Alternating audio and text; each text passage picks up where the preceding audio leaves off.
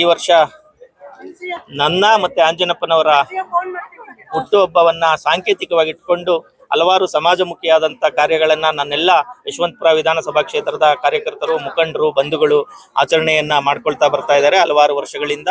ಅದೇ ರೀತಿ ಈ ವರ್ಷವೂ ಕೂಡ ಕಣ್ಣಿನ ತಪಾಸಣೆಯನ್ನ ಮಾಡುವಂಥದ್ದು, ಹಾಗೆ ಹೃದಯ ಸಂಬಂಧಿ ಕಾಯಿಲೆಗಳಿಗೆ ಪರೀಕ್ಷೆಯನ್ನ ಮಾಡಿ ಅದಕ್ಕೆ ಸಾಧ್ಯವಾದಷ್ಟು ಒಂದು ಟ್ರೀಟ್ಮೆಂಟ್ ಅನ್ನ ಕೊಡಿಸುವಂತ ಕಾರ್ಯವನ್ನ ಕೆಂಪೇಗೌಡ ಆಸ್ಪತ್ರೆ ವತಿಯಿಂದ ಮಾಡಿಸ್ತಾ ಇದ್ದೀವಿ.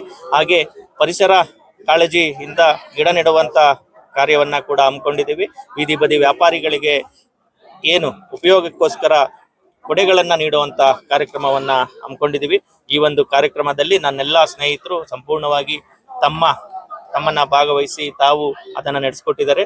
ಕ್ಷೇತ್ರದ ವಿವಿಧ ಭಾಗಗಳಿಂದ ಹಾಗೆ ನನ್ನೆಲ್ಲ ಬಂಧುಗಳು, ಒಕ್ಕಲಿಗರ ಸಂಘದ ವತಿಯಿಂದ ಎಲ್ಲರೂ ಕೂಡ ಬಂದು ನನ್ನನ್ನ ಮತ್ತೆ ಆಂಜನಪ್ಪನವರನ್ನ ಆಶೀರ್ವದಿಸಿದ್ದಾರೆ. ಅವರೆಲ್ಲರಿಗೂ ನಾನು ಧನ್ಯವಾದಗಳನ್ನ ಹೇಳ್ತೀನಿ. Thank you sir. ಹೊರಗಡೆ ಈ ಹೆಲ್ತ್ ಕ್ಯಾಂಪ್ ಇಷ್ಟೊಂದು ಜನ ಸೇರಿರೋದ್ರಿಂದ ಇಷ್ಟೊಂದು ಜನ ಹೆಲ್ತ್ ಕ್ಯಾಂಪ್ ಬರ್ತಾ ಇದಾರೆ, ಸರ್ಕಾರ ಏನ್ ಮಾಡ್ತಾ ಇದೆ, ಇಷ್ಟ ಸೇವೆ ಕೊಡ್ತಾ ಅದ್ರ ಬಗ್ಗೆ ಸರಿ.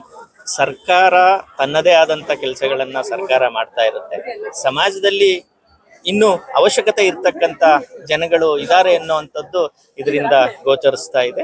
ಇಲ್ಲಿ ಕಣ್ಣಿನ ತಪಾಸಣೆ ಮತ್ತು ಉಚಿತವಾಗಿ ಆಪರೇಷನ್ ಅನ್ನ ಅವಶ್ಯಕತೆ ಇರುವಂತವ್ರಿಗೆ ಶಸ್ತ್ರಚಿಕಿತ್ಸೆಯನ್ನ ಮಾಡುವಂಥದ್ದು, ಹಾಗೆ ಉಚಿತವಾಗಿ ಅವಶ್ಯಕತೆ ಇರುವಂತವ್ರಿಗೆ ಕನ್ನಡಕಗಳನ್ನ ನೀಡುವಂತ ಕೆಲಸವನ್ನ ನಾವು ಮಾಡ್ತಾ ಇದ್ದೀವಿ. ಇದು ನಮ್ಮ ಒಂದು ಮನಸ್ತೃಪ್ತಿಗೆ, ನಮ್ಮ ಎಲ್ಲ ಸ್ನೇಹಿತರ ಒಂದು ಸಮಾಜ ಸೇವೆಯನ್ನ ಮಾಡ್ತಕ್ಕಂಥದ್ದು. ಅದು ಸರ್ಕಾರ ತನ್ನದೇ ಆದಂತ ಕೆಲಸವನ್ನ ಮಾಡ್ತಾ ಇದೆ. ಅದು ಆ ರೀತಿ ಮಾತಾಡ್ಕೊಳ್ಳುವಂಥದ್ದು ತಪ್ಪು ಅನ್ನುವಂಥದ್ದು ನನ್ನ ಭಾವನೆ.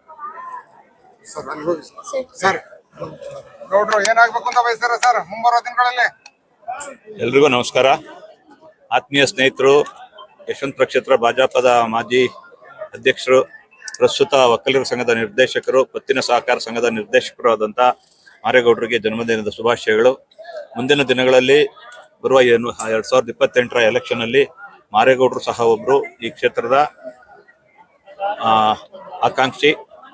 ಅವ್ರಿಗೆ ಅವಕಾಶ ಸಿಕ್ಕರೆ ಅವ್ರಿಗೆ ಅಂತಲ್ಲ, ಅವರೊಬ್ರು ಆಕಾಂಕ್ಷಿ ಇದ್ದಾರೆ. ಜೊತೆಗೆ ಹಲವಾರು JDS ಇಂದನೂ ಆಕಾಂಕ್ಷಿಗಳಿದ್ದಾರೆ. NDA ಸರ್ಕಾರ ಮಾಡಬೇಕು ಅಂತ ಇರೋದ್ರಿಂದ ನಾವು ನಮ್ಮ ಹೈಕಮಾಂಡ್ ನ ತೀರ್ಮಾನಕ್ಕೆ ಬದ್ಧರಾಗಿರ್ಬೇಕಾಗ್ತದೆ.